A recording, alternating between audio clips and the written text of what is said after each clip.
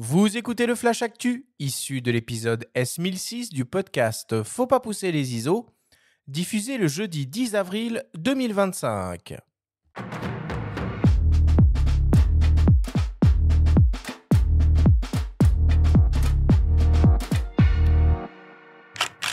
Cette semaine, dans le Flash Actu, Viltrox dévoile un nouveau 50 mm f2 en gamme R. Le festival Circulation ouvre ses portes à Paris. Il est possible de tenter votre chance aux différents concours du Chamonix Photo Festival. Et enfin, Fox nous présente son coup de cœur de la semaine. Le Flash Actu vous est présenté par Fox.fr, le site des spécialistes de l'image. Le constructeur d'optique chinois Viltrox continue de développer sa gamme d'optiques autofocus série R avec un nouveau 50 mm f2 capable de couvrir le format 24-36 mm et décliné en monture Sony E et Nikon Z.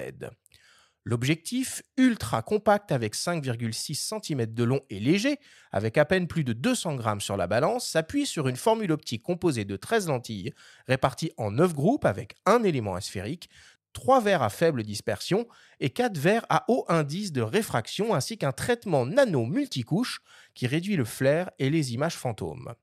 On retrouve un diaphragme à 9 lamelles, une motorisation autofocus STM, une distance minimale de mise au point d'environ 50 cm et une prise USB-C dans la baïonnette pour les éventuelles mises à jour de firmware. Le nouveau Viltrox AF 50 mm f2R est proposé au prix de 210 €. La 15e édition de Circulation, le festival de la jeune photographie européenne, porté par le collectif FetArt, vient d'ouvrir ses portes au 104 dans le 19e arrondissement de Paris. Sur près de 2000 mètres carrés d'exposition, le festival met à l'honneur le travail de 23 artistes photographes émergents venus de toute l'Europe et même au-delà, qui, face à la réalité des régimes nationalistes qui ne cachent plus leurs intentions, questionnent le lien entre population et territoire qui fait écho aux transitions auxquelles nous devons faire face, autant à titre individuel que sociétal.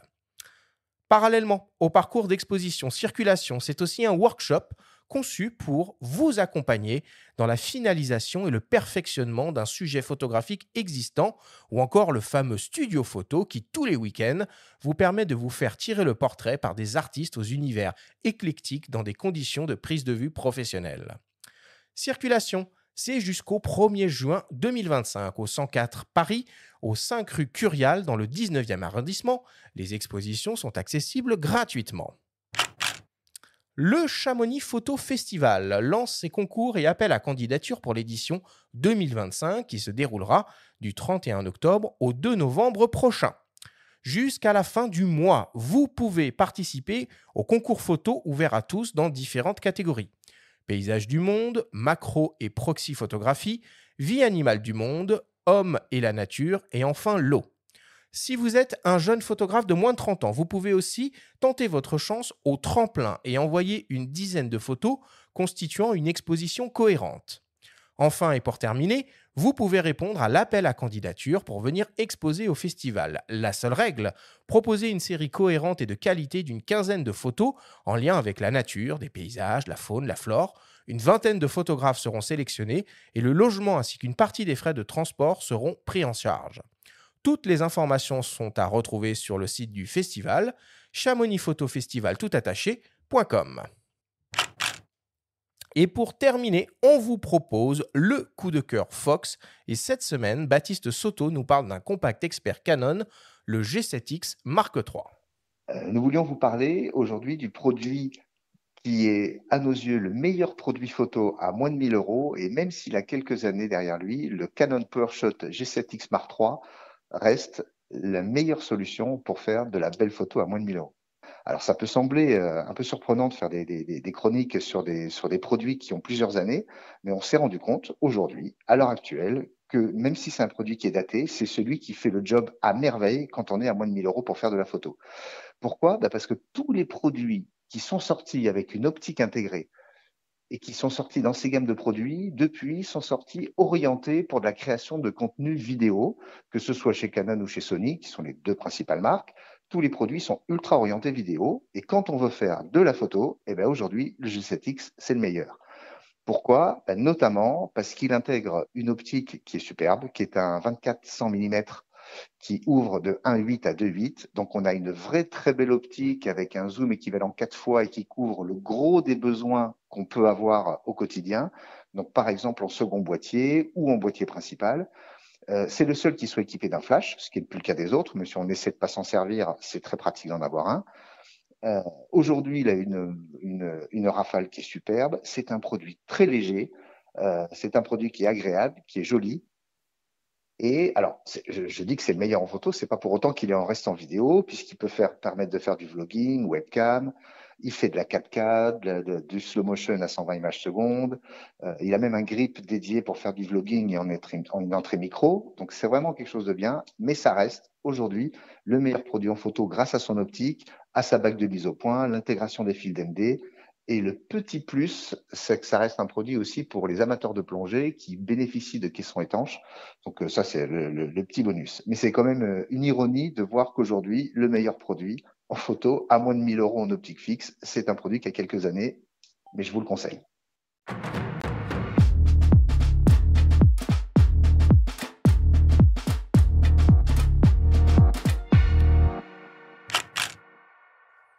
Voilà pour l'actualité cette semaine. Stanley, tu es photographe, tu es jeune, tu es européen et tu fais des images de nature.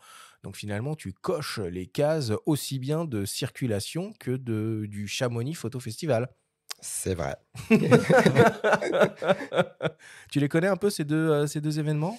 Alors le second de réputation et le premier circulation, oui, j'y suis déjà allé en tant que visiteur il y a quelques années et c'est un bel endroit, en plein cœur de Ouais, le Paris pour, 104, c'est stylé, hein. voilà, pour voir de la photo, contemporaine et avec un regard assez neuf donc oui, il faut y aller. Bon. Alors, si je vous dis Song Ro, est-ce que ça vous évoque quelque chose? Rien du tout. Moi non plus. Eh bien, figurez-vous que c'est une nouvelle marque d'optique chinoise, à l'instar de Sirui, Viltrox, Seven Artisan, TT Artisan, Yongnuo, etc., etc., etc. Et que cette marque vient de présenter sa première optique au NAB à Las Vegas, là, il y a quelques jours. Et il s'agit d'un 50 mm avec une ouverture maximale de 1,2 autofocus qui va être décliné en monture Sony E Nikon Z et en L-mount qui couvre donc le format 24-36 et accrochez-vous pour un prix estimé entre 950 et 1100 dollars. Bon, voilà.